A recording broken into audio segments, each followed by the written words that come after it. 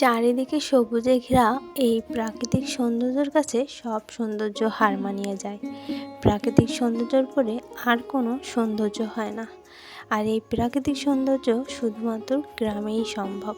শুভ সকাল বন্ধুরা, তোমাদের সবাইকে অনেক অনেক শুভেচ্ছা ও ভালোবাসা জানিয়ে আজকের ভিডিওটা এখান থেকে শুরু করছি। বাংলাদেশের ছোট্ট একটা গ্রাম থেকে আমি তোমাদের সাথে আছি। আমার চ্যানেলের নাম সুমিস ভিলেজ লাইফ। আর এই চ্যানেলে গ্রাম্য সব কিছু তোমরা পেয়ে যাবে। আমাদের বিল অপরূপ সাজে সেজে উঠেছে। আর এই শ্রাবণ মাসে বৃষ্টির জন্যই কিন্তু এটা সম্ভব। আর এই সিজনে কিন্তু আমাদের ধান লাগানোর কাজটা শুরু হয়ে থাকে। তো সেই কাজটা তো শুরু হয়ে গিয়েছে। এখন বিলের সমস্ত জায়গায় চারিদিক সবুজ সবুজ আর সবুজ হয়ে উঠবে, সেটাই তোমাদের সাথে শেয়ার করতে চলে এসেছি। তোমরা কিন্তু ভিডিওটা স্কিপ করে দেখো না, সম্পূর্ণ দেখার চেষ্টা করো। আর এদিকে দেখো, যেহেতু ধান লাগানোর সময় এসে গিয়েছে, তো বাড়ির লোক ধরা রয়েছে, তাদের জন্য কিন্তু দেখো কত বড় একটা হাঁড়িতে ভাত তুলে দিয়েছি। এই বড় হাঁড়িতে রান্না, আর এই বড় বড় কড়াই রান্না, এত রান্না বান্না কিন্তু বাড়ির লোক আছে তাদের জন্য। তো কী রান্না করছি চলো তোমাদের একটু একটু করে সব কিছুই দেখিয়ে দিই, কারণ সব রান্না সব ডিটেলসে দেখাতে গেলে অনেক বড় ভিডিও হয়ে যাবে, আর তখন তোমাদের দেখতেও সমস্যা হবে। সেজন্য দেখো আমি কিন্তু ভাত তুলে দিয়েছি, আর এপাশে কুশি আর চিংড়ি মাছ ভাজা করে নিচ্ছি। কুশি গাছ তো আমাদের উঠোনে হয়েছে, তোমাদের সাথে শেয়ার করেছিলাম একটা ভিডিওতে, জানি না তোমরা যে দেখেছো সে তারা জানো। তো সেই গাছের কুশি দিয়ে আর জালি জালি কুশি, আর এদিকে চিংড়ি মাছ, এটা তো আমাদের এই বিলে হয়, বিলে জাল পাতা রয়েছে, তোমাদের সাথে আজকে শেয়ার করবো। সেইখান থেকে সেই মাছগুলো সংগ্রহ করা হয়, সেগুলো দিয়েই কিন্তু এই কুশি আর চিংড়ি মাছ রান্না করা হচ্ছে। আর এই কুশি বলছি বারবার, এটা হলো চিচিঙ্গা, যে তোমরা চেনো যে নামে সেটাই বলে দিলাম। আসলে আমরা গ্রাম্য ভাষায় ওটাকে কুশি বলে থাকি, তো সেজন্য সেটাই বারবার বলা হয়ে যাচ্ছে। যাই হোক, কুচি চিচিঙ্গা যে যাই নামে ডাকো সেটাই জেনে নিও। আর এদিকে দেখো আমার কুশি ভাজা মানে চিচিঙ্গা ভাজাটা হয়ে গিয়েছে, আর এদিকে কিন্তু মাছ ভেজে নিচ্ছি। জাপানি পুঁটি মাছগুলো আগের দিন এনেই কেটে ফ্রিজে রেখে দিয়েছিলাম। যখন আমাদের এইভাবে ধান রোয়ার গুণ পড়ে, তখন কিন্তু আমরা আগে থেকেই মাছ কেটে কুটে ফ্রিজে গুছিয়ে রাখি, কারণ সকাল সকাল রান্নাবান্না না করে দিলে ওদের তো বিলে কাজ করতে হয় কাদার মধ্যে, তো অনেক সময় কষ্ট হয়ে যায়। তো সেজন্য সকাল সকাল মানে প্রায় সকাল 8টার মধ্যে সকালের ভাত, সকাল দুপুর 1টার মধ্যে দুপুরের ভাত দিয়ে আসতে হয়। আর রাত্রে অবশ্য তারা খায় না, কারণ কাছাকাছি বাড়ি তাদের, তারা তো সব চলেই যায়।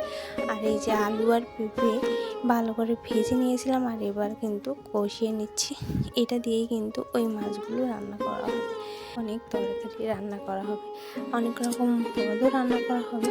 এদিকে বাকি যে মাছগুলো ছিল, এগুলো কিন্তু তেলাপিয়া মাছ, তেলাপিয়া আর জাপানি পুঁটি দুইটা মাছই একসঙ্গে কেটে একসঙ্গেই রাখা হয়েছিল, সেইগুলোই কিন্তু রান্না করে নিচ্ছি। জাপানি পুঁটি আর তেলাপিয়া একসঙ্গেই রান্না করে নেব। আর যে যা পছন্দ করে, অনেকে তো তেলাপিয়া খেতে চায় না, তো সেজন্য জাপানি পুঁটিটা ওর সাথে রাখা হয়েছিল। আর বাকি মাছটা ভেজে নিয়েছি, আগেরগুলো যে ভেজে তুলে নিয়েছি, আর পরেরগুলো নিয়ে নিয়েছি। আর এটা ভালো করে কষিয়ে সেদ্ধ করে নেব। পেঁপেটা তো অনেক জালি ছিল, তো সেই জালি পেঁপেতে সেদ্ধ হতে তো সমস্যা হয়, সেজন্য কিন্তু একটু সময় নিয়ে হলো এই কাজটা করে নিচ্ছি। ভালো করে কষিয়ে না নিলে কিন্তু সেদ্ধ হয় না, তাই ভালো করে কষিয়ে ঝোল দিয়ে দেবো, আর তারপরে কিন্তু মাছ দিয়ে দেবো। আর ঝোলের ভিতরে ফুটবে, মশলাপাতির পাখিটা দিয়ে দেবো। আর এদিকে দেখো উস্তে আর আলুটা কিন্তু ভেজে নিচ্ছি। ওইদিকে কুশি ভাজা হয়ে গিয়েছে, মাছের তরকারি হয়ে গিয়েছে, উস্তে ভাজাটা ভেজে নিচ্ছি। এদিকে কাঁচা আমের টক, কাঁচা আম তো ফ্রিজে সংরক্ষণ করে রাখা হয়, সেই কাঁচা আমের টকটা রান্না করে নিচ্ছি।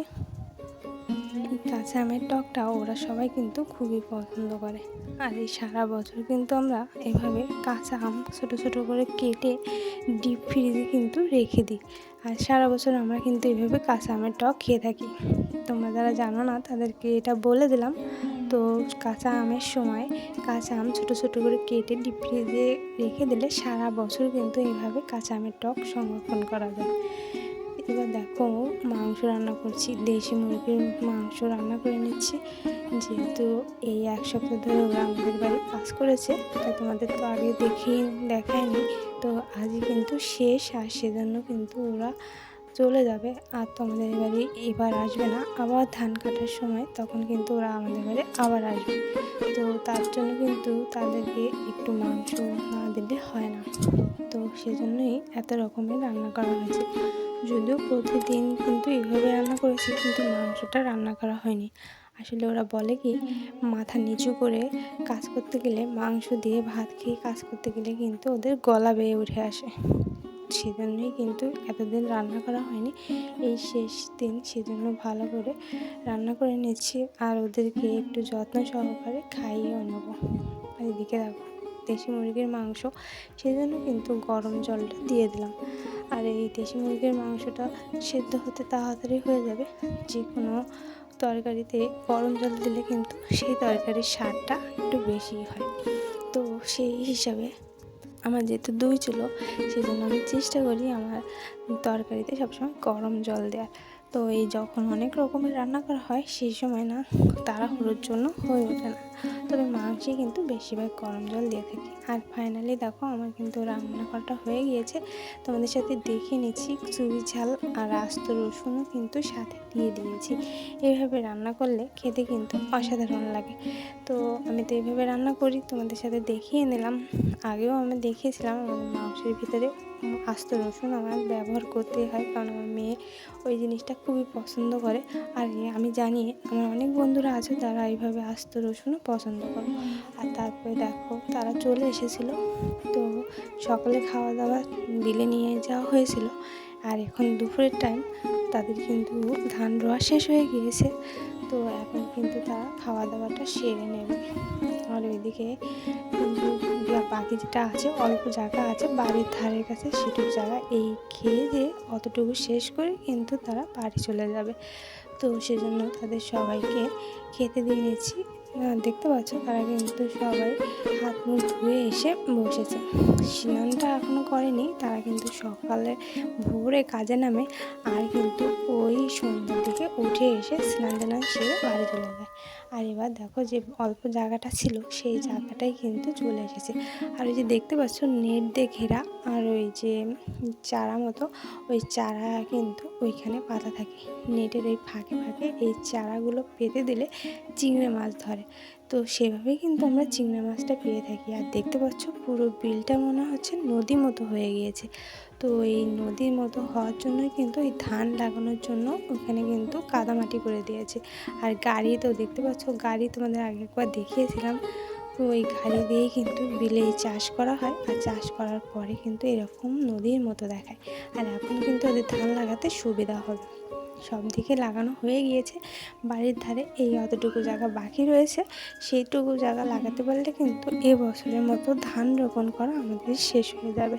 আর এই টাইমটা হলো ধান রোপণের টাইম। বর্ষার সিজনেই আমরা ধান রোপণ করি, আর তারপর কিন্তু ওই অঘ্রাণ মাসের দিকে ধান কাটার সময় চলে আসে। তো এতদিন সোনার ফসল আমাদের এই বিলে পড়ে থাকে। তারপর যখন সোনার ফসল ঘরে তোলা হয় তখন কিন্তু উৎসব আয়োজনও শুরু হয়ে যায়। যাই হোক, এই যে দেখো অনেকগুলো ধান তুলে নিয়ে এসে ধানের পাতা, এগুলো কিন্তু এই যে লাইন করে দিয়েছে। তো এই লাইনের মধ্যে দিয়ে সোজা করে একদম বাড়ির পর্যন্ত চলে আসবে। বাড়ি বলতে আমাদের বিলের কানা পর্যন্ত চলে আসবে। সে পর্যন্ত করে লাগিয়ে নিয়ে তারপর কিন্তু ওদের কাজ এবারের মতো শেষ হয়ে যাবে। এই এক সপ্তাহ ধরে কিন্তু ওরা এই ধানের চাষবাস করেছে। আর এরা কিন্তু এভাবে সিজনালি সব জায়গায় এভাবে করে থাকে, কারণ ওদের কাজই এই যাই হোক, আমাদের এই ধান রোপণ ভিডিওটা তোমাদের কাছে কেমন লাগলো অবশ্যই কমেন্টে জানিয়ে দিও। আর এখনও পর্যন্ত যারা আমার সাথে আছো তাদের সবাইকে অনেক অনেক শুভেচ্ছা, অনেক অনেক ভালোবাসা। তোমরা যদি লাইক না দিয়ে থাকো তো একটা লাইক আমাকে দিয়ে দিও, কারণ তোমাদের একটা লাইক আমাকে ভিডিও করার উৎসাহ অনেক গুণ বাড়িয়ে দেয়। তাহলে ভালো থাকো, সুস্থ থাকো।